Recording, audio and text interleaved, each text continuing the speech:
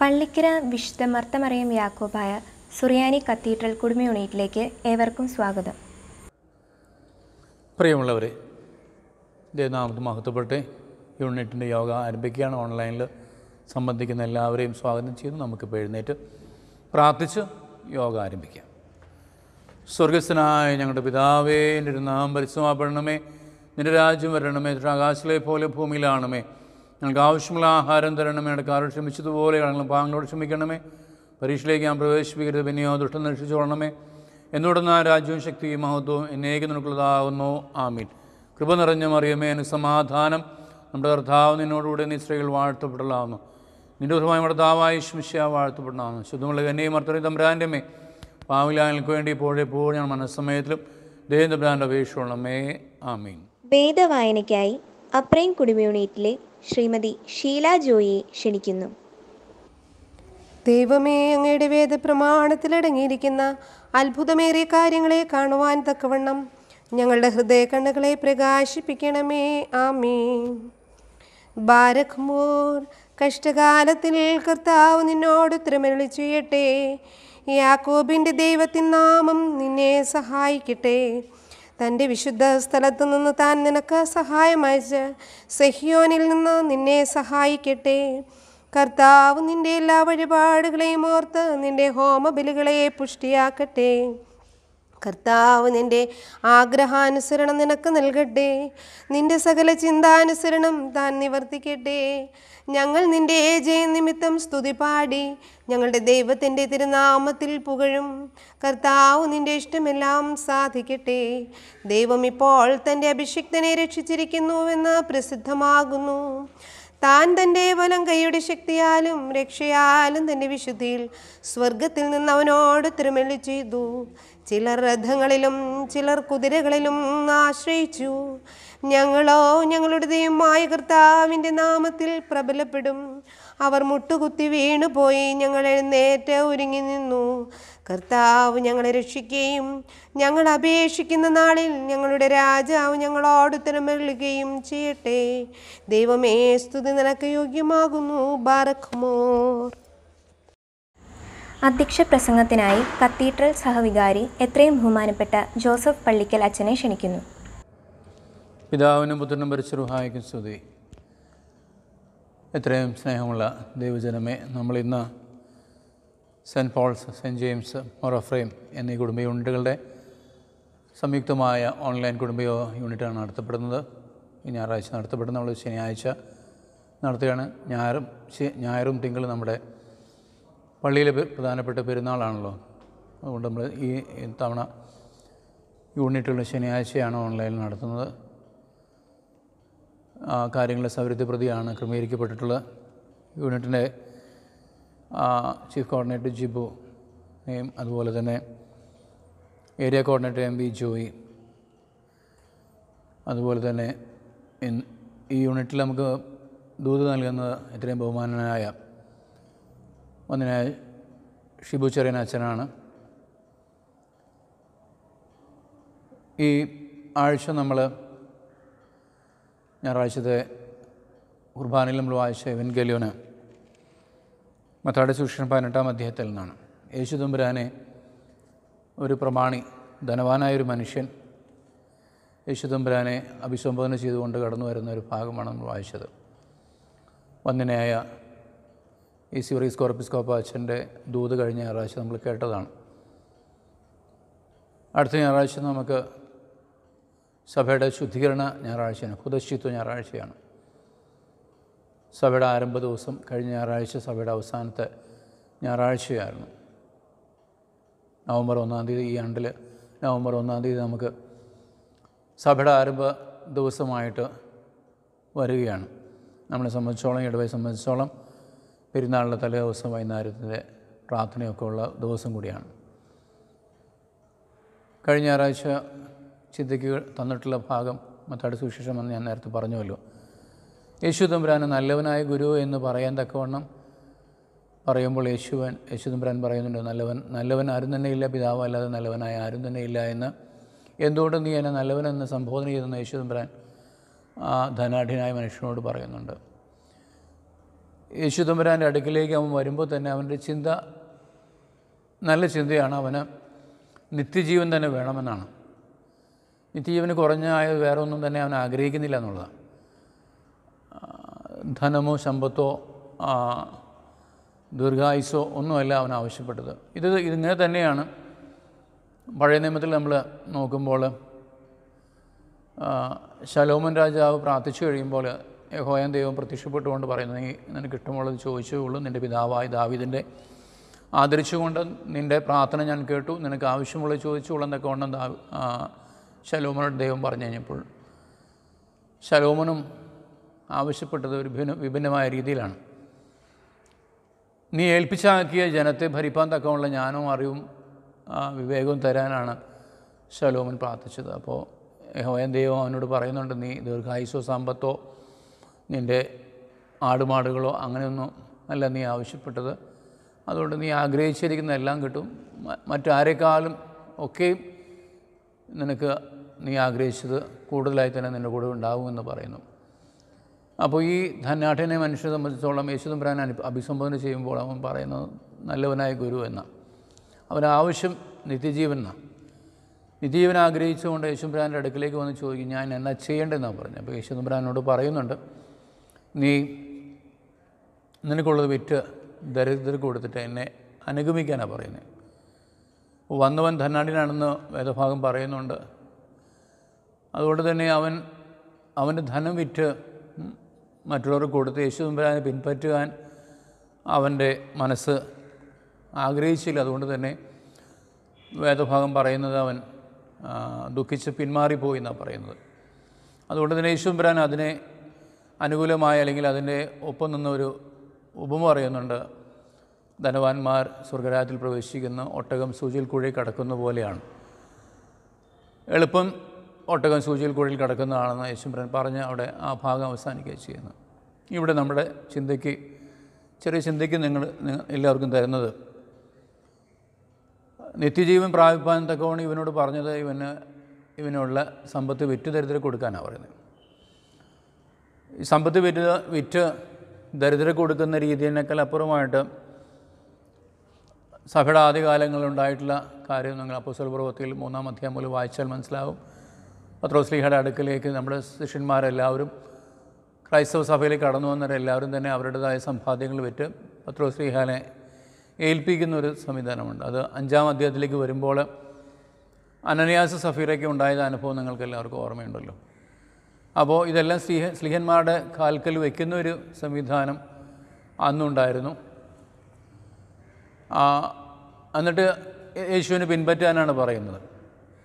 ഇവിടെ നമ്മൾ ഓർത്തിരിക്കേണ്ടത്, ധനവാനായ മനുഷ്യനോട് അവൻ്റെ സമ്പത്തൊക്കെയും വിറ്റ് ദരിദ്രർക്ക് കൊടുത്തിട്ട് യേശു തമ്പുരാനെ പിൻപറ്റാൻ പറയുമ്പോൾ താൻ ദരിദ്രാവസ്ഥയിലേക്ക് മാറ്റപ്പെട്ട് മറ്റുള്ളവർ ഒരു ദാരിദ്ര്യത്തിൻ്റെ അവസ്ഥയിൽ ഒരു യാചകൻ്റെ രീതിയിൽ മാറ്റപ്പെടുവാൻ യേശു തമ്പുരാൻ പറഞ്ഞിട്ടില്ല എന്നുള്ളതാണ്. അങ്ങനെ ഒരു ചിത്രമല്ല അവരെ നമ്മൾ മനസ്സിലാക്കേണ്ടത്. ദാരിദ്ര്യത്തിൽ കഴിയുന്ന ആളുകളുടെ അവസ്ഥ നമ്മൾ അറിഞ്ഞിരിക്കേണ്ടത് ഏറ്റവും അത്യാവശ്യമാണ്. അതാണ് ഇവിടെ ഏറ്റവും പ്രധാനമായ സംഗതി. പഴയ നിയമകാലത്ത് ശലോമോൻ ചോദിച്ചതുപോലെ ദൈവത്തോട് ചോദിച്ചതുപോലെ ദൈവത്തോട് ചോദിച്ചതുപോലെ ആ ദൈവിക അനുഗ്രഹം പ്രാപിച്ചു കഴിഞ്ഞപ്പോൾ ഇവിടെ ധനാഢ്യനായ മനുഷ്യന് അത് പ്രാപിക്കാൻ ആവശ്യമായ കാര്യങ്ങൾ പറഞ്ഞു. വേദപുസ്തകത്തിൽ ഏറ്റവും നമുക്ക് ഒരു വിധത്തിലും താരതമ്യപ്പെടാൻ പറ്റാത്ത രീതിയിലുള്ളതായ ഒരു പാരാമീറ്റർ ഉള്ളത് സഖായുടെ ഒരു ജീവിതാനുഭവമാണ്. എല്ലാ പരവതാശിക്കും സഖായുടെ ജീവിതാനുഭവമാണ് പറയുന്നത്. എൻ്റെ സമ്പത്തിൻ്റെ പകുതി ദരിദ്രർക്കും ഞാൻ അപഹരിച്ചിട്ട് എടുത്തിട്ടുണ്ടെങ്കിൽ 1-ന് 4 വീതം തിരിച്ചു കൊടുക്കുകയും ചെയ്യുമെന്ന് പറയുന്നു.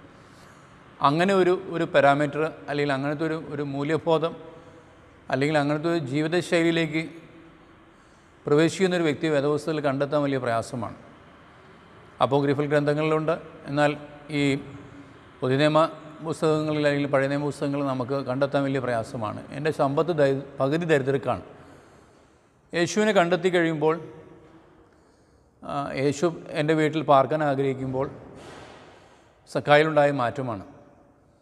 ഈ നല്ലവനായ ഈ ധനാഢ്യനായ മനുഷ്യന് അത് സാധിച്ചില്ല എന്നുള്ളതാണ്. ഈ ലോകത്ത് ഇപ്പോഴത്തെ കാലഘട്ടത്തിൽ നമ്മൾ ഒത്തിരി പ്രതിസന്ധികളും പ്രയാസങ്ങളും ദുഃഖത്തിലും കൂടി കടന്നു പോവുകയാണ് ചെയ്യുന്നത്. അപ്പോൾ ഈ വേദഭാഗം എങ്ങനെ നമ്മളെ സ്വാധീനിക്കുന്നു ചിന്തിക്കേണ്ട അത്യാവശ്യമാണ്. നമ്മളോട് കൂടി ചേർന്ന് ജീവിക്കുന്ന ആളുകൾക്ക് ഉണ്ടാകുന്ന പ്രയാസത്തിൽ ഞാൻ എത്രത്തോളം ഭാഗവാക്ക് ആകുന്നുണ്ടെന്നുള്ളത് അറിഞ്ഞിരിക്കേണ്ടത് അത്യാവശ്യമാണ്.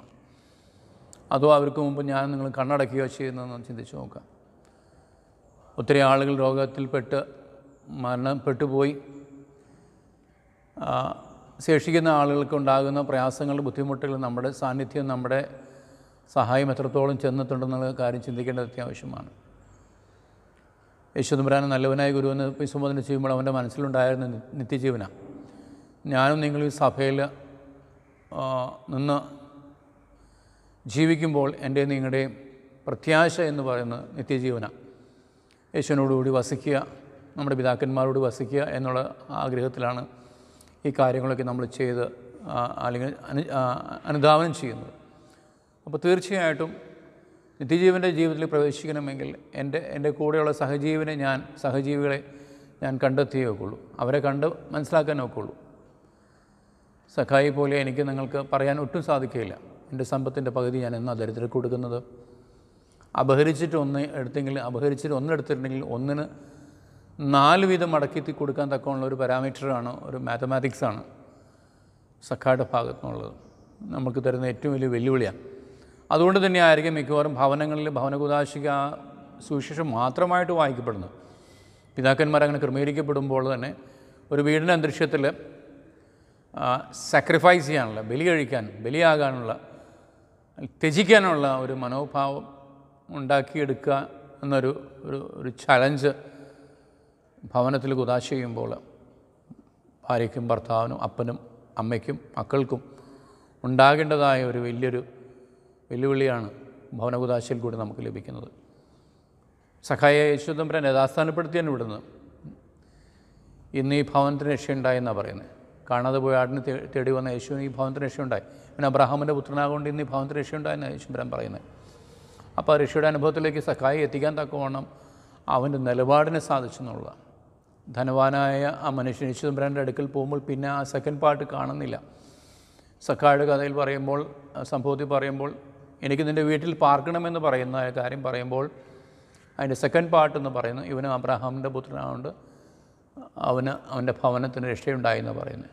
അപ്പോൾ അത് കേൾക്കാനായിട്ട് ധനാഢ്യനായ മനുഷ്യൻ സാധിച്ചില്ല. ഞാനും നിങ്ങളും ഈ ലോകത്ത് ജീവിക്കുമ്പോൾ യേശുദമ്പുരാനിൻ്റെ വായിൽ നിന്ന് വരുന്നതായ വചനം എനിക്ക് നിങ്ങൾക്ക് കേൾക്കാൻ ഇടയാകട്ടെ. ഈ വലിയ മഹാമാരിയിൽ കൂടി കടന്നു പോകുമ്പോൾ നമ്മളെ കൂടെ വസിക്കുന്ന ആളുകളെ നമ്മൾ കണ്ടെത്തുവാനും അവരെ സംരക്ഷിക്കാനിടയാകട്ടെ.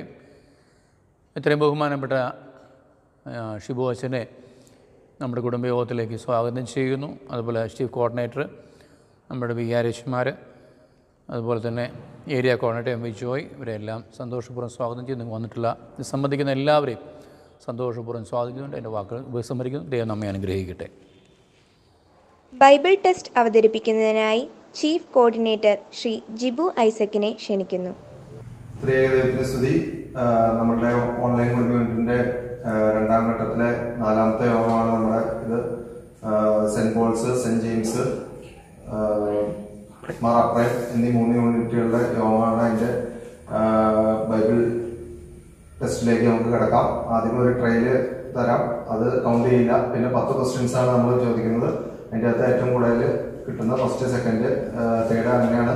നമ്മൾ ഇപ്പോൾ സമ്മാനങ്ങളൊന്നും തരുന്നില്ല. നമ്മൾ യൂണിറ്റ് എല്ലാം സ്റ്റാർട്ട് ചെയ്ത് കഴിയുമ്പോൾ ആ യൂണിറ്റിൽ വെച്ച് നമുക്ക് പ്രോത്സാഹന സമ്മാനം അങ്ങനെ ചെയ്യാനുള്ള ഇതാണ്. നമ്മളിതൊരു മത്സരമായിട്ട് ഒരു പ്രോഗ്രാമായിട്ടാണ് ഇത് അറേഞ്ച് ചെയ്തിരിക്കുന്നത്. അപ്പോൾ അത് എല്ലാവരും വേണ്ട രീതിയിൽ കൈകാര്യം ചെയ്യാം.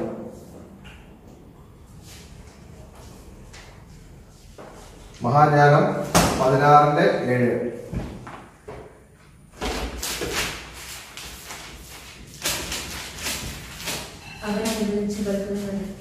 അപ്പോൾ ഇത് കൗണ്ട് ചെയ്യുന്നതല്ല, നമ്മളുടെ ഫസ്റ്റ് ക്വസ്റ്റ്യൻ തൊട്ട് തുടങ്ങുകയാണ്. 2 രാജാക്കന്മാർ 17:12.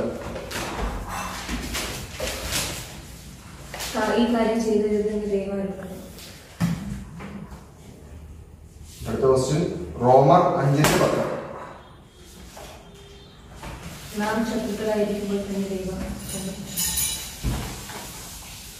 അടുത്ത് യോയേൽ 3:3.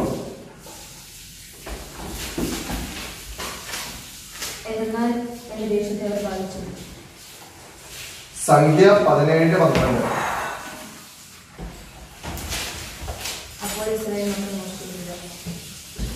രാജാക്കന്മാർ 17:12.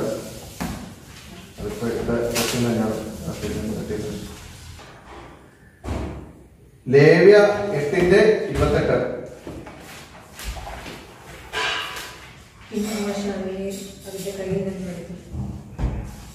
സങ്കീർത്തനങ്ങൾ 98:6.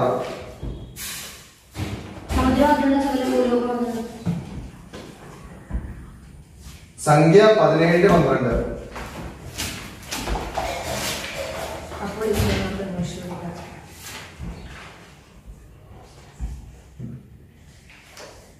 രണ്ട് യോഹന്നാൻ 1:6.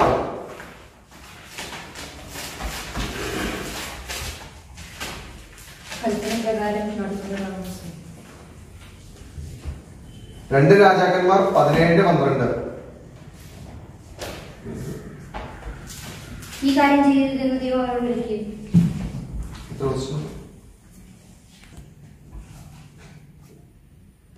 ലാസ്റ്റ് ക്വസ്റ്റ്യൻ ആണ് വിശുദ്ധ മർക്കോസ് 14:23.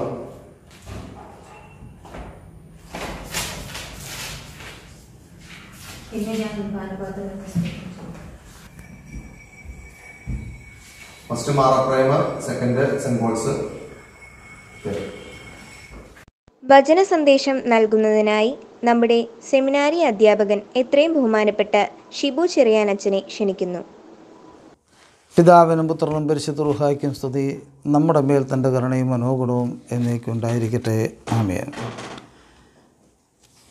അറിയിപ്പുകാരനായ ലൂക്കോസ് എഴുതിയ സുവിശേഷം 16-ാം അധ്യായത്തിൻ്റെ 19 മുതൽ 31 വരെയുള്ള വാക്യങ്ങൾ നമുക്കെല്ലാവർക്കും സുപരിചിതമാണ്.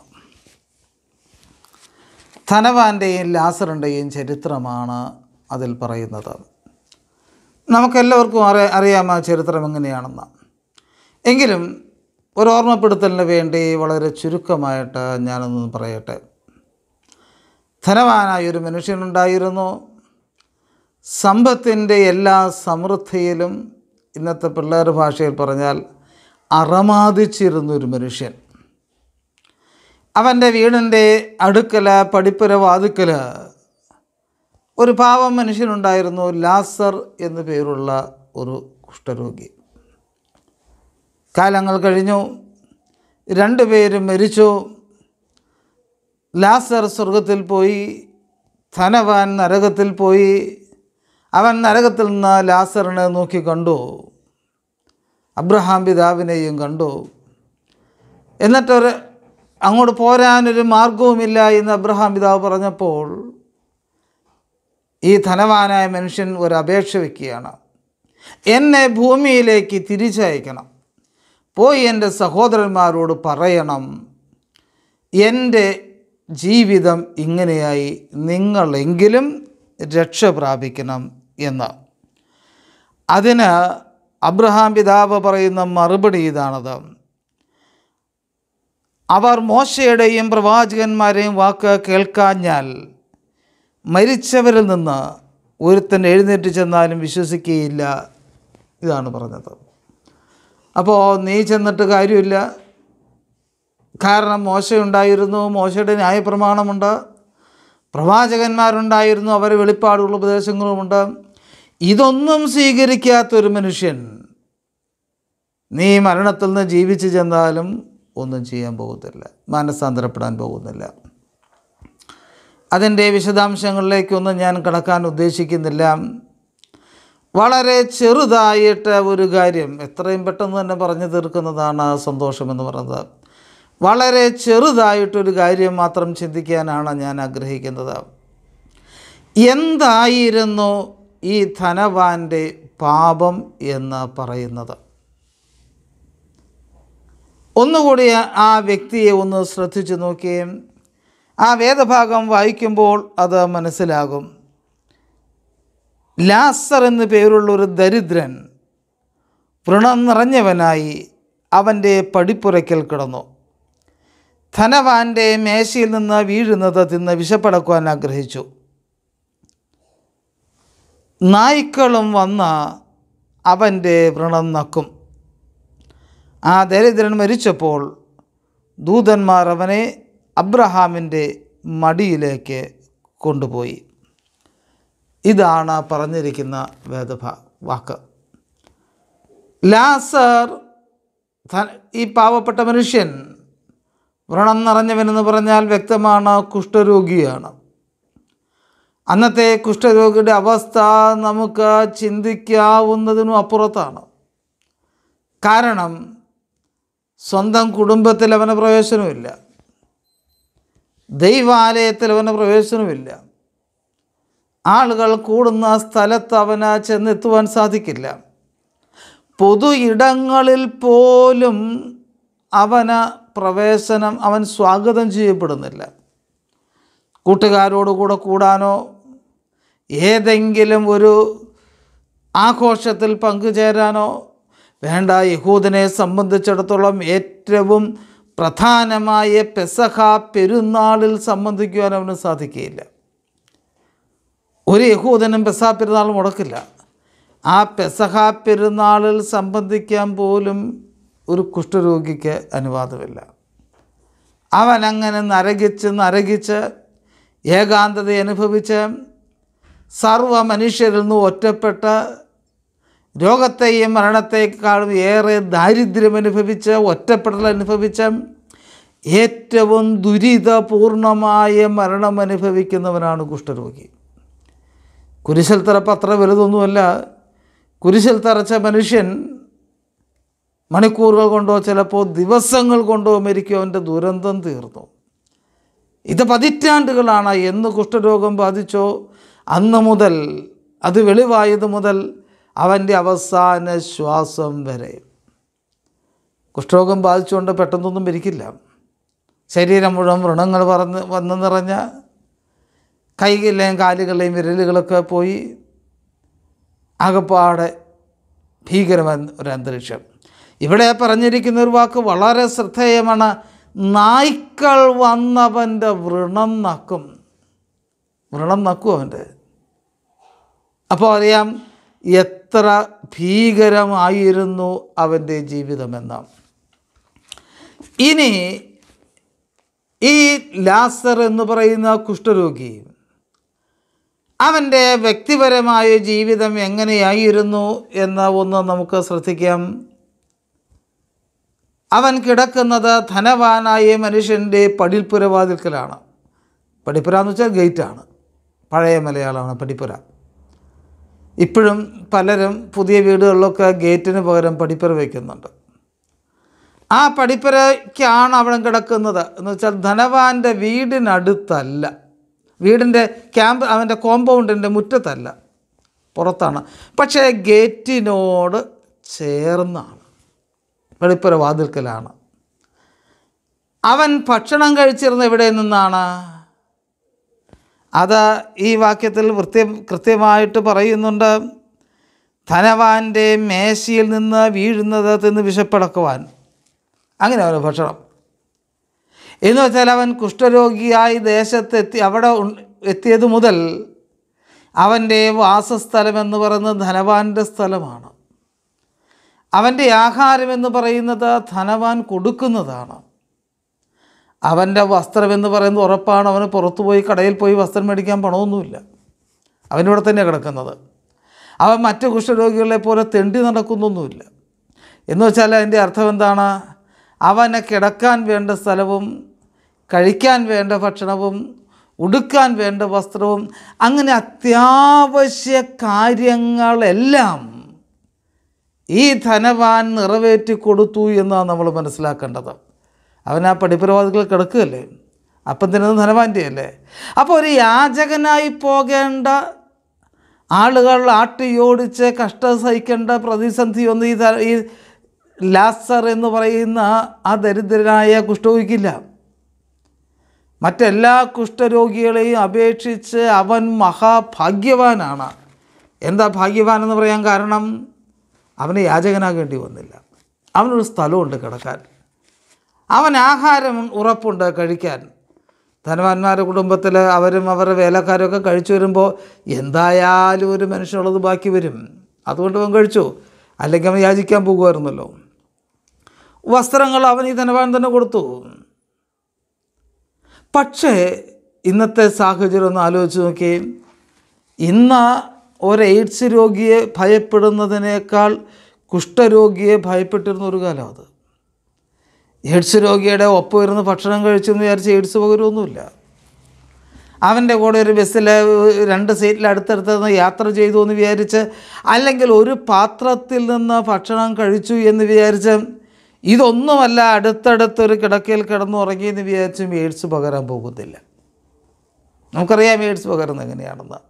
അപ്പോൾ എയ്ഡ്സ് രോഗിയെ സത്യം പറഞ്ഞാൽ യാതൊരു തരത്തിലും ഭയപ്പെടേണ്ട കാര്യമില്ല.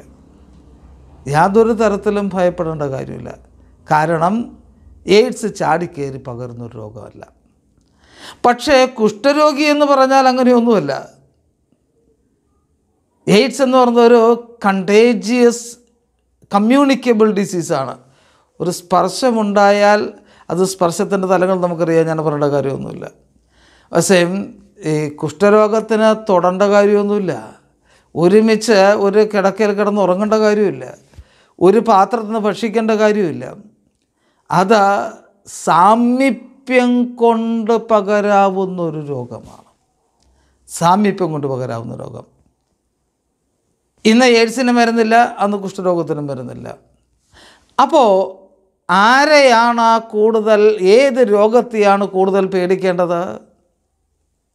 ഉറപ്പാണ് അന്നത്തെ കാലത്ത് എയ്ഡ്സും കുഷ്ഠരോഗവും ഉണ്ടെങ്കിൽ ആളുകൾ പേടിക്കുന്നത് കുഷ്ഠരോഗത്തെ തന്നെയാണ്. ഇന്ന് കുഷ്ഠരോഗത്തിന് ചികിത്സയുണ്ട്, മരുന്നുണ്ട്, എല്ലാമുണ്ട്. അങ്ങനെ സമൂഹം അകറ്റി നിർത്തുന്നൊരു മനുഷ്യനെ,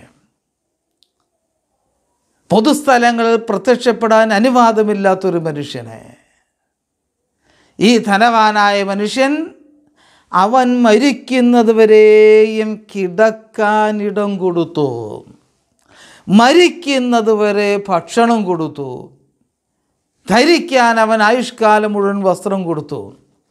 പറയുമ്പോൾ തീർന്നു. പക്ഷേ സ്വയം ഒന്ന് ചിന്തിച്ചാൽ അറിയാം, ഒരു എയ്ഡ്സ് രോഗിയല്ല, കുഷ്ഠരോഗിയല്ല, ഒരു രാഗമില്ലാത്തവനെ പോലും വീടിൻ്റെ ഗേറ്റിൻ്റെ മുമ്പിൽ കുടല് കെട്ടിക്കിടക്കാൻ ഈ ലോകത്ത് നിന്ന് ആരും സമ്മതിക്കില്ല. ഒരുത്തനും സമ്മതിക്കാൻ പോകുന്നില്ല. ഇനി പുറമ്പോക്കാണ് എന്ന് വിചാരിച്ചോ, നമ്മുടെ സ്വന്തം പറമ്പല്ല. ഈ കുഷ്ഠരോഗിയൊന്നും അല്ലാത്ത ഇച്ചിരി കടുത്ത മദ്യപാനി ഒരു കുടുംബം വന്ന് അവിടെ വെച്ച് കെട്ടിക്കിടന്നാൽ അതെങ്ങനെയെങ്കിലും ഒന്ന് കളയാൻ പറ്റുമെന്നായിരിക്കും മിക്ക ആളുകളും ചിന്തിക്കുക. ഇതൊരു ശല്യം, അത് കള്ളും കുടിച്ചു വന്ന് ഒച്ചയും ബഹളവും തമ്മി തല്ലും. എന്നിട്ട് ഇച്ചിരി അരിതാട്ടെ, ഇച്ചിരി മണ്ണെണ്ണ താട്ടെ, ഇച്ചിരി മുളക് പൊടിയാട്ടെ, മഹാശല്യം. ഇതെങ്ങനെയെങ്കിലും കളഞ്ഞാൽ മതി. മിക്കവരുടെയും ഒരു മനോഭാവം ഇതായിരിക്കും. പക്ഷേ കുഷ്ഠരോഗിയായിരുന്നിട്ടും ധനവാൻ അങ്ങനെയൊന്നും ചിന്തിച്ചില്ല. ധനം വിചാരിച്ചു പാവം വേറെ വഴിയില്ലാഞ്ഞിട്ടല്ലേ, അവന് കിടക്കാൻ സ്ഥലം കിട്ടാഞ്ഞിട്ടല്ലേ, അവിടെ കിടന്നോട്ടെ, ഒരു പാവം മനുഷ്യൻ, അവനെക്കൊണ്ട് ഉപദ്രവമൊന്നുമില്ലല്ലോ, കിടന്നോട്ടെ, പോട്ടെ. ഒരുപക്ഷെ അവൻ്റെ ഭാര്യ എതിർപ്പ് പറഞ്ഞിട്ടുണ്ടാവും. ഭാര്യ എതിർപ്പ് പറയും. കാരണം എന്താ? ധനവാൻ്റെ മകന് ഒരു കല്യാണാലോചന വന്നു എന്നൊന്ന് സങ്കല്പിക്കുക. ചെറുക്കം കാണാനായിട്ട് പെണ്ണിൻ്റെ വീട്ടിൽ നിന്ന് ബന്ധുക്കൾ എത്തിയെന്ന് സങ്കല്പിക്കുക. ആളും കൂട്ടുമൊക്കെ കണ്ടപ്പോൾ കുഷ്ഠരോഗിയുടെ മനസ്സിൽ ഭയങ്കര സന്തോഷമാണ്. ഇന്ന് സദ്യയാണ്, വലിയ സദ്യയാണ്, കാര്യമായിട്ട് എന്തെങ്കിലും തിന്നാൻ കിട്ടും, നല്ല ഭക്ഷണം കിട്ടുമെന്ന്. അപ്പോൾ ഈ തിരക്കിൻ്റെയും ബഹളത്തിൻ്റെ ഇടയ്ക്ക് ഇവൻ്റെ ആഗ്രഹം, അവരൊക്കെ പോയാലാണോ ഒരു ഭക്ഷണം കിട്ടുള്ളൂ, ഇവൻ്റെ ആഗ്രഹം ഇവരൊക്കെ ഒന്ന് പോയിട്ട് വേണം ഇത്തിരി ഭക്ഷണം കഴിക്കാൻ.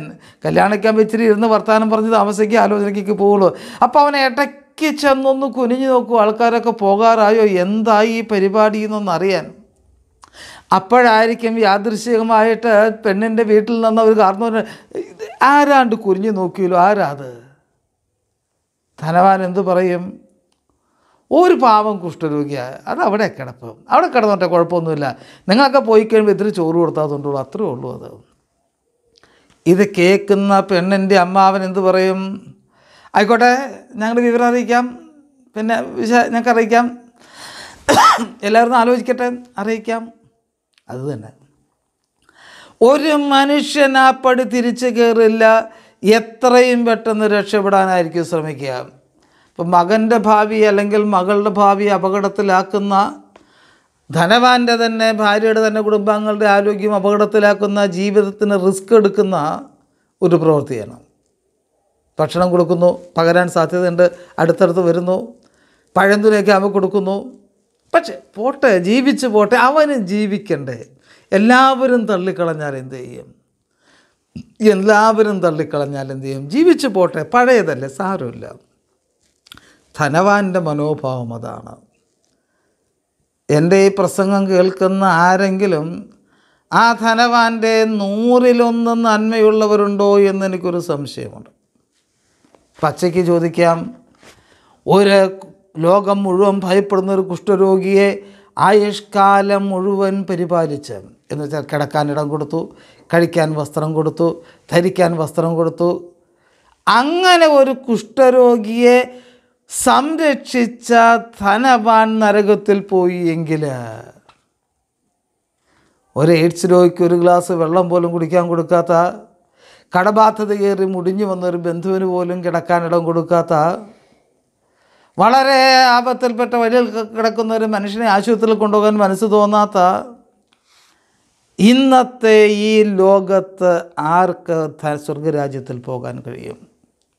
ഈ പ്രസംഗം കേൾക്കുന്ന ആർക്ക് പറയാൻ കഴിയും ഞാൻ ധനവാനേക്കാൾ മെച്ചമുള്ളവനാണ് എന്ന്? ഈ ലോകത്ത് നിന്ന് ജീവിച്ചിരിക്കുന്ന എത്ര ശതമാനം ആളുകൾ ധനവാനേക്കാൾ മെച്ചമായിട്ടുണ്ടാകും? ചുമ്മാ നെഞ്ചിൽ കൈവച്ചൊന്ന് ആലോചിച്ച് നോക്കി. ധനവാൻ പോയത് നരകത്തിലേക്കാണെങ്കിൽ നമ്മളൊക്കെ എങ്ങോട്ടായിരിക്കും പോവുക? ധനവാൻ നരകത്തിലേക്കെങ്കിൽ നമ്മളൊക്കെ എങ്ങോട്ടായിരിക്കും പോവുക? അപ്പം ഇതൊന്നും പോരെ, ഇതൊന്നും പോരെ. അവിടെ നമ്മൾ വ്യക്തമായൊരു കാര്യം അറിയണം. അങ്ങനെയാണെങ്കിൽ എന്തായിരുന്നു ധനവാൻ്റെ പാപമെന്ന് പറയുന്നത്? എന്തായിരുന്നു ധനവാൻ്റെ പാപമെന്ന് പറയുന്നത്? ധനവാൻ്റെ പാപം വളരെ വ്യക്തമാണ്. യേശുക്രിസ്തു പറഞ്ഞൊരു വാക്കുണ്ട്, നിന്നെപ്പോലെ തന്നെ നിൻ്റെ അയൽക്കാരനെ സ്നേഹിക്കണം. ദൈവത്തിൻ്റെ കൽപ്പന അതാണ്, നിന്നെപ്പോലെ തന്നെ നിൻ്റെ അയൽക്കാരനെ സ്നേഹിക്കണം എന്ന് വെച്ചാൽ, അപ്പോൾ ഈ ധനവാൻ എങ്ങനെയാണ് സ്നേഹിച്ചത്? ധനവാൻ സ്നേഹിച്ചത് അവനെപ്പോലെ തന്നെയൊന്നുമല്ല, ഒരു പാവം, ആരും ഇല്ലാഞ്ഞിട്ടല്ലേ, കിടന്നോട്ടെ, സഹതാപത്തിൻ്റെ സ്നേഹമാണ് കാണിച്ചത്. ആരോരുമില്ലാത്തൊരു കുഷ്ഠരോഗിയോട് കാണിച്ച സിമ്പതിയാണത്. സിമ്പതി, സഹതാപമാണത്. യേശുക്രിസ്തു ആരോടും സിമ്പതി കാണിക്കാൻ പറഞ്ഞില്ല. യേശുക്രിസ്തു എന്താവശ്യപ്പെട്ടത്? നിന്നെപ്പോലെ തന്നെ നിൻ്റെ അയൽക്കാരനെ സ്നേഹിക്കണം. എന്താ അതിൻ്റെ കാരണം എന്നറിയാമോ? നിങ്ങളുടെ വീട്ടിൽ നിങ്ങളുടെ മരിച്ചുപോയ ഒരു പൂർവികൻ്റെ ഫോട്ടോ ഉണ്ടെന്ന് വിചാരിക്കുക. വല്യാപ്പനോ വല്യാമ്മോ അങ്ങനെ ആരെങ്കിലും മരിച്ചവരുടെ ഫോട്ടോ ഉണ്ടെന്ന് വിചാരിക്കുക. ആരെങ്കിലും അതൊരു ദിവസം താഴെ വീണു, അത് തല്ലിപ്പൊട്ടിച്ചു, പിള്ളേരതിമ കയറുന്ന ഡാൻസ് കളിച്ചു. എത്ര കൊച്ചു കുട്ടിയാണെങ്കിൽ പോലും നിങ്ങൾക്ക് കണ്ടാൽ വല്ലാണ്ട് ഫീൽ ചെയ്യും, വല്ലാണ്ട് ദേഷ്യം വരും. നിങ്ങളുടെ അപ്പൻ്റെയോ ഫോട്ടോയിൽ കയറി കുട്ടികൾ വെറുതെ കാണിക്കുന്നത് കണ്ടാൽ, അല്ലെങ്കിൽ പഴയ ഫോട്ടോ അല്ലേ എന്ന് വിചാരിച്ച് പിള്ളേരത് അതിൽ കയറി ചവിട്ടുവോ തുപ്പുവോ എന്തെങ്കിലും ചെയ്താൽ, കാരണം നിങ്ങളുടെ പിതാവിൻ്റെ പിതാവോ അല്ല അത്. അതൊരു ഇമേജാണ്, ഒരു ചിത്രമാണ്.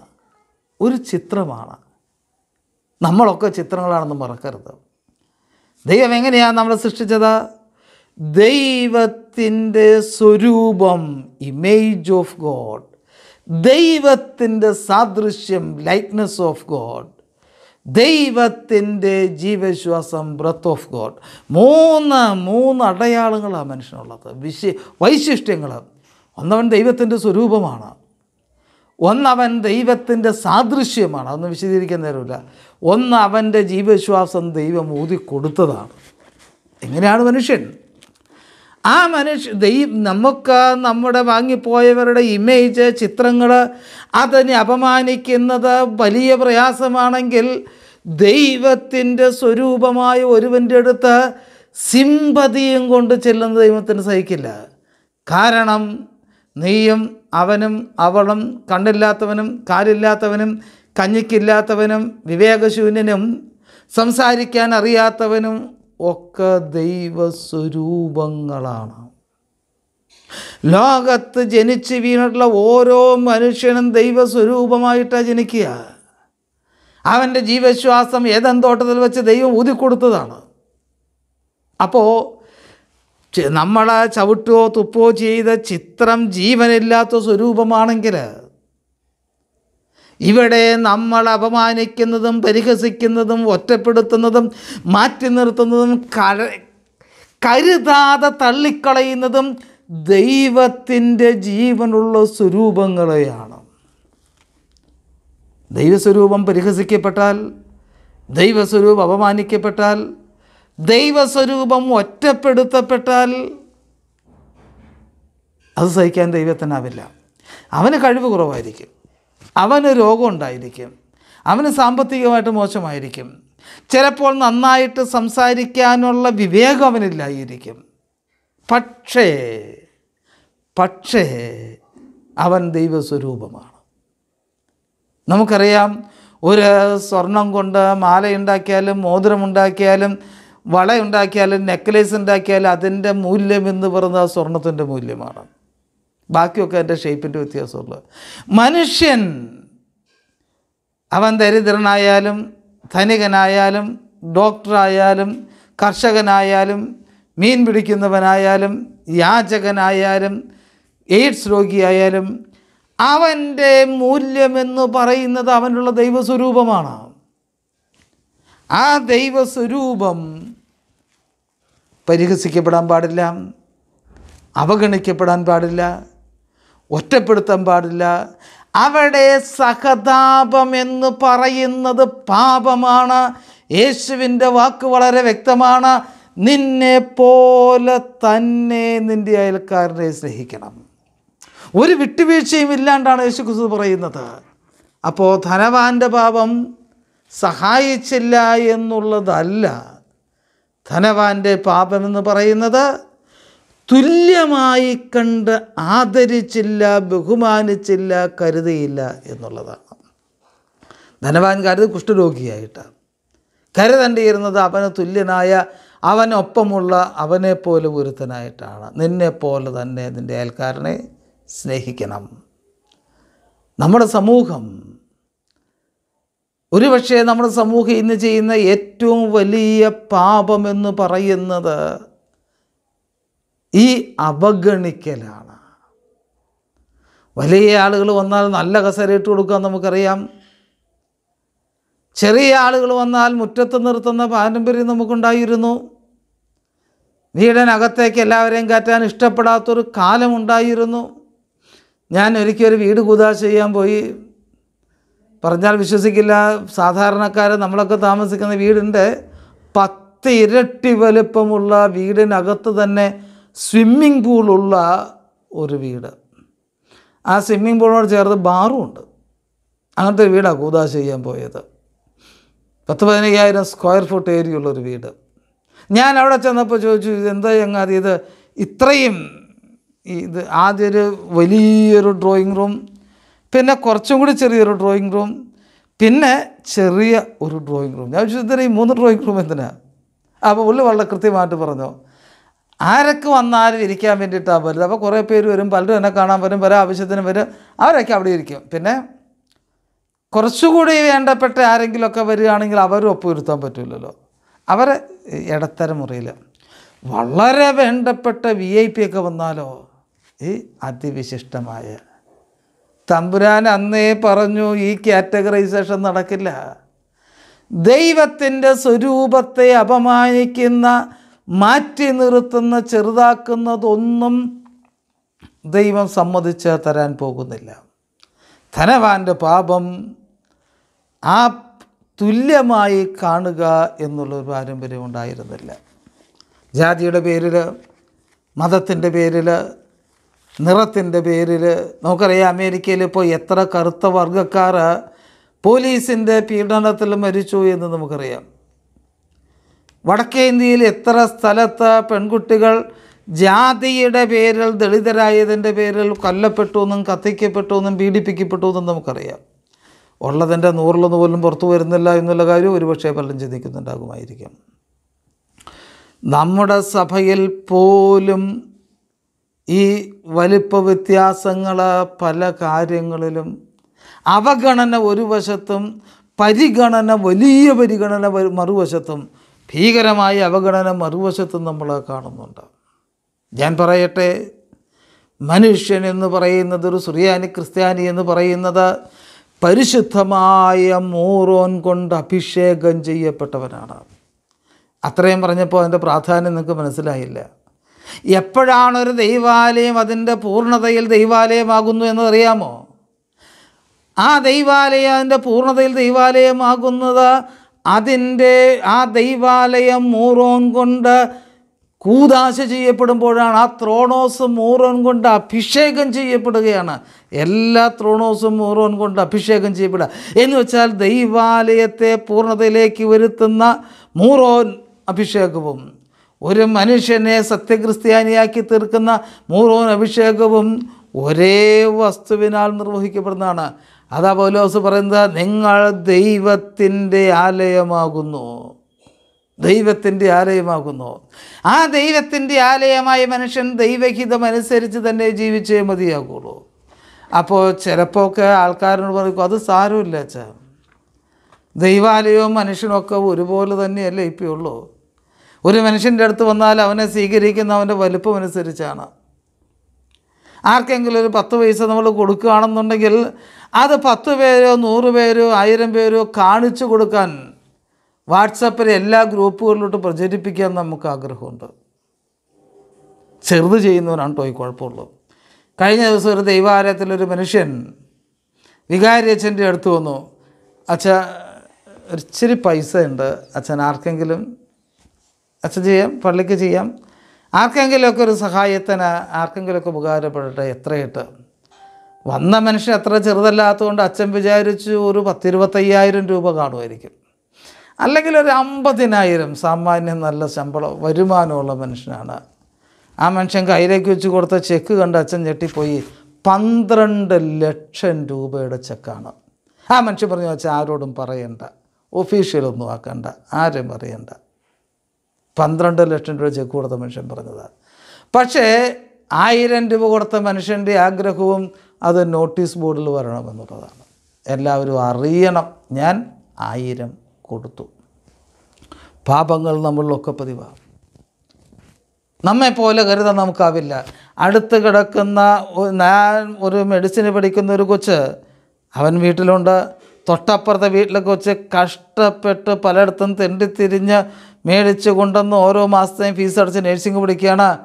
ഒന്ന് കരുതിയേക്കാം എന്ന് വിചാരിക്കുന്ന മനുഷ്യർ കുറവാണ്. ഇത് തന്നെയാണ് ദൈവാലയത്തിൻ്റെ സ്വഭാവങ്ങളും. ഒരിക്കലും മനുഷ്യൻ പറഞ്ഞു, എന്തൊന്ന് സഭയച്ചത്, വലിയ പള്ളികൾക്കുണ്ടെങ്കിൽ അവർക്കുണ്ട്, അവരറമാദിക്കും. അവർ 20, 30, 40 ലക്ഷം നടത്തി പെരുന്നാൾ നടത്തും. 10, 15 ലക്ഷം മുടക്കി പെരുന്നാളിന് ഇലുമിനേഷൻ നടത്തും. തൊട്ടടുത്ത പള്ളിക്ക് 1 മാസം ശമ്പളം കൊടുക്കാനുണ്ടാവില്ല, തിരിഞ്ഞു നോക്കില്ല അവർ. അത് തന്നെ മനുഷ്യൻ്റെ അവസ്ഥ, അത് തന്നെ സഭയുടെ അവസ്ഥ, അത് തന്നെ ഇടവകകളുടെ അവസ്ഥ. യേശുക്രിസ്തു പറഞ്ഞത് നമുക്കൊന്നുകൂടെ ഓർക്കാം, നിന്നെപ്പോലെ തന്നെ നിൻ്റെ അയൽക്കാരനെ സ്നേഹിക്കണം, നിന്നെപ്പോലെ നിൻ്റെ അയൽക്കാരനെ സ്നേഹിക്കണം.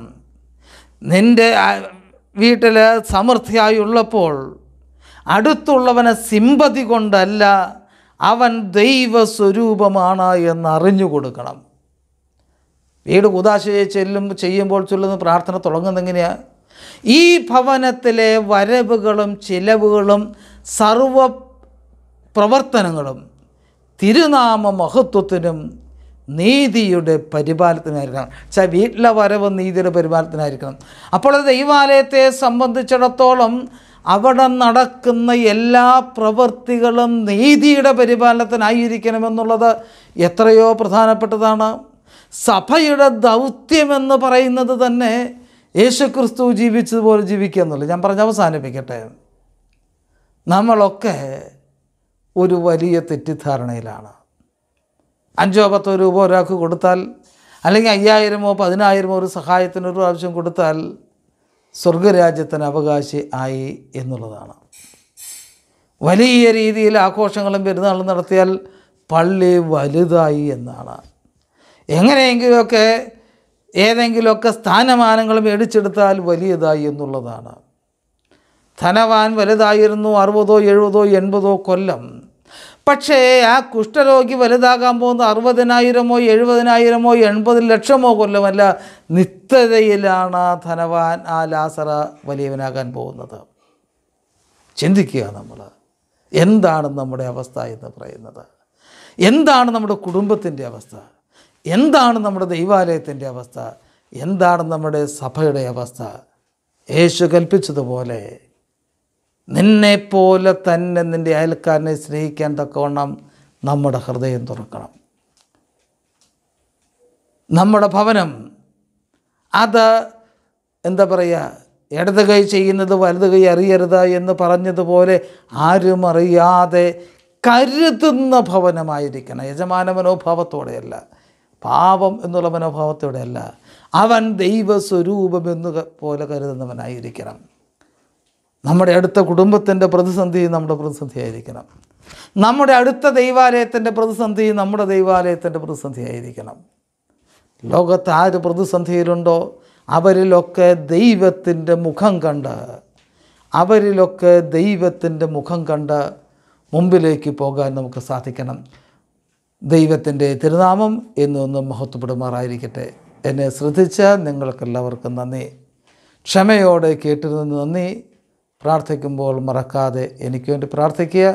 ദൈവം അനുഗ്രഹിക്കട്ടെ. ദൈവനാമം മഹത്വപ്പെടട്ടെ. ബൈബിൾ ക്വിസ് അവതരിപ്പിക്കുന്നതിനായി ഏരിയ കോർഡിനേറ്റർ ശ്രീ എബിൻ എബ്രാഹാമിനെ ക്ഷണിക്കുന്നു. ത്രിയേക ദൈവത്തിന് സ്തുതി. ബൈബിൾ ക്വിസ് പ്രോഗ്രാമിലേക്ക് എല്ലാവർക്കും സ്വാഗതം. ഇന്ന് നമ്മളോടൊപ്പം മത്സരിക്കാനുള്ളത് Saint Paul's, Saint James, Mor Aphrem കുടുംബികളുടെയാണ്. ഒരു ടീമിന് ഡയറക്റ്റായിട്ട് 3 ചോദ്യമായിരിക്കും ഉണ്ടായിരിക്കുക.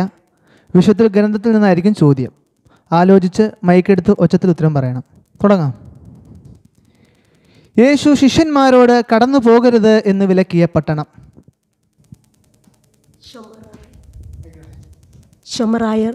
ശമറായയുടെ പട്ടണം ശരിയായ ഉത്തരമാണ്. ടീം എക്ക് 10 പോയിന്റ്. മനുഷ്യൻ്റെ ശത്രുക്കൾ ആരാണ് എന്നാണ് യേശു പറഞ്ഞിരിക്കുന്നത്?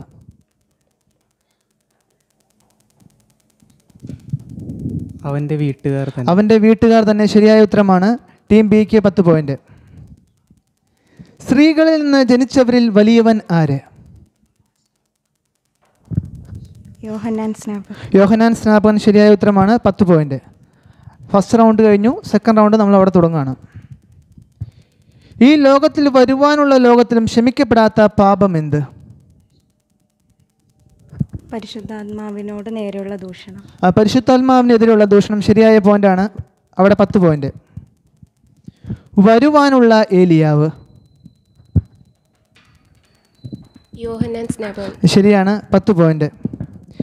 യേശു കഷ്ടമെന്ന് വിളിച്ചു പറഞ്ഞ 2 പട്ടണങ്ങൾ? കോരസീനും ബെത്സൈദയും ശരിയായ ഉത്തരമാണ്. 10 പോയിന്റ്. ഇപ്പോൾ ലാസ്റ്റ് റൗണ്ട്.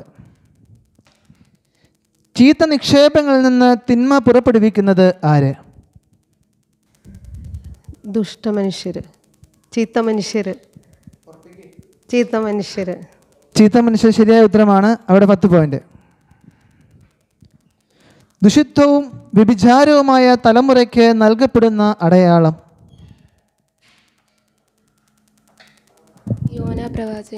യോന പ്രവാചകന്റെ അടയാളം ശരിയായ ഉത്തരമാണ്. 10 പോയിന്റ്. ജ്ഞാനികൾക്കും വിവേകികൾക്കും മറച്ചു വച്ചിരിക്കുന്നത് ദൈവം വെളിപ്പെടുത്തി കൊടുത്തത് ആർക്ക്?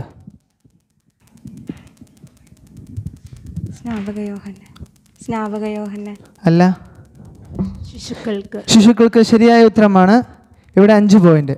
അപ്പോൾ നമ്മുടെ ബൈബിൾ ക്വിസ് മത്സരം അവസാനിക്കുമ്പോൾ മോർ അഫ്രൈം കുടുംബ യൂണിറ്റ് 1ാം സ്ഥാനവും സെൻറ്റ് പോൾസ് ഫാമിലി യൂണിറ്റ് 2ാം സ്ഥാനവും നേടിയിരിക്കുന്നു. നന്ദി അറിയിക്കുന്നതിനായി ഏരിയ കോർഡിനേറ്റർ MB ജോയി അവറുകളെ ക്ഷണിക്കുന്നു. ത്രിയേക ദൈവത്തിന് സ്തുതി. എത്രയും സ്നേഹം നിറഞ്ഞ ജോസഫ് പള്ളിക്കലച്ചൻ, അതുപോലെ തന്നെ ഇന്ന് മുഖ്യ സന്ദേശം